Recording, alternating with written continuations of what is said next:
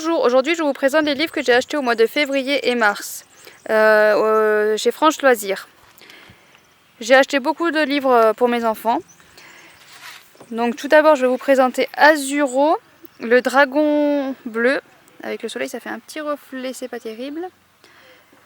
Voilà, j'ai acheté plein de livres de cette collection car je les trouve vraiment très jolis. Les dessins sont magnifiques à l'intérieur.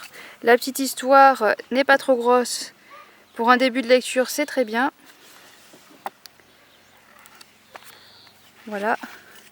Après, j'ai pris Joyeux Noël Petite Top. Donc, c'est pas trop l'époque. Mais ça se lit quand même. Hein. Au pire, il attendra Noël pour le lire l'année prochaine. Voilà, on voit une petite top. Les animaux sont très beaux. Le dessin, je le trouve vraiment très joli. Ensuite, on a acheté Simon cherche une activité pour mercredi.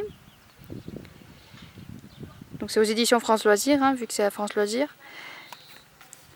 À chaque fois, je vous ai pas dit l'auteur. En plus, c'est jamais les mêmes, donc voilà. Ensuite, Adin se fait un nouveau copain.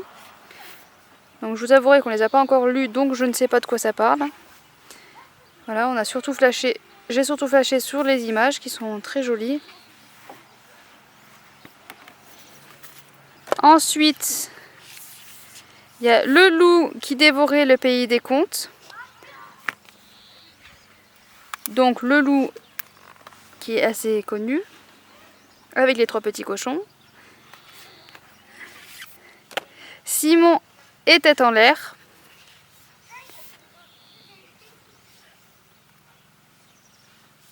Simon a une petite sœur.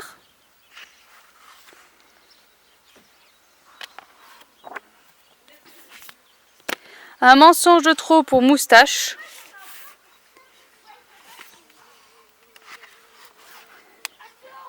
Le mensonge pourrait être un sujet intéressant pour les petits qui font que mentir. Azur et le défi du Père Noël. Donc encore un livre sur Noël, c'est pas l'époque, mais ça se lit quand même. Hein, pourquoi ne pas lire une histoire du Père Noël en printemps? Ensuite, Azur sur la piste de JP.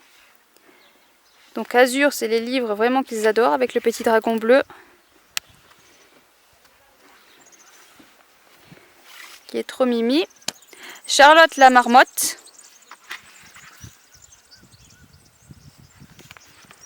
Alors celui-là, les dessins, je vois qu'ils sont un peu moins jolis. Bon, après, ça dépend des goûts, évidemment. Azur à l'école des monstres.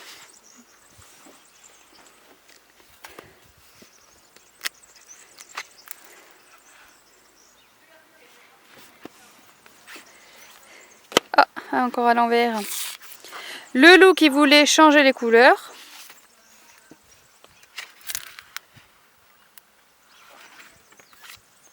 Petite offre, ouvre-moi ta porte.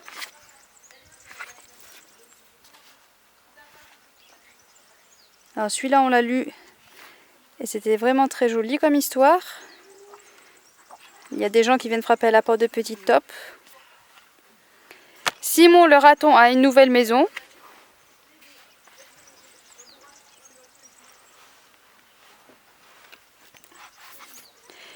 Ensuite j'ai acheté 2 livres pour les un peu plus grands. Parce que j'ai des enfants de 13, 10, 8 et 6 ans. Donc il faut un peu de tout âge. Et du coup ceux-là ils sont plus basés pour ceux de 8 et de 13 et de 10 ans. SOS éléphant en détresse et SOS reine, les reines ont disparu. Donc c'est Mission Animaux. Grâce à sa mère photographe, Félix fait le tour du monde des animaux en danger avec sa cousine Thelma. Entre deux chamailleries, ils vont aider les éléphants de Thaïlande et les rennes de Laponie. Donc voilà, ils vont voyager, on va voir quelques animaux, ça plaît toujours aux enfants. Et enfin, j'ai quand même pris 2 livres pour moi. Donc j'ai pris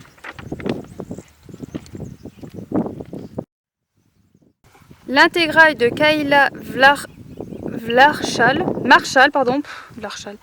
Kayla Marshall, écrit par Estelle Vanier. Donc c'est sûrement aux éditions France Loisirs. Je les ai achetés à France Loisirs, me semble-t-il. C'était aux éditions du Chat Noir avant, aux éditions J'ai lu. Hop, donc celui-là j'ai pris surtout pour la couve que je trouve vraiment très belle, la coupure homme-loup, femme-loup plutôt, est magnifique. Donc cela parle de Kayla Marshall qui a 18 ans, fait partie d'un clan de morphes qui se transforment tous en loups, sauf la jeune fille qui ne peut toujours pas se muter. Son grand-père est alpha et l'alpha de la meute, il décide alors de la chasser pour sa sécurité. Rejetée, elle trouve refuge dans une meute rivale dont le couple alpha a bien connu sa mère et pourra l'aider à lever le voile sur ses origines.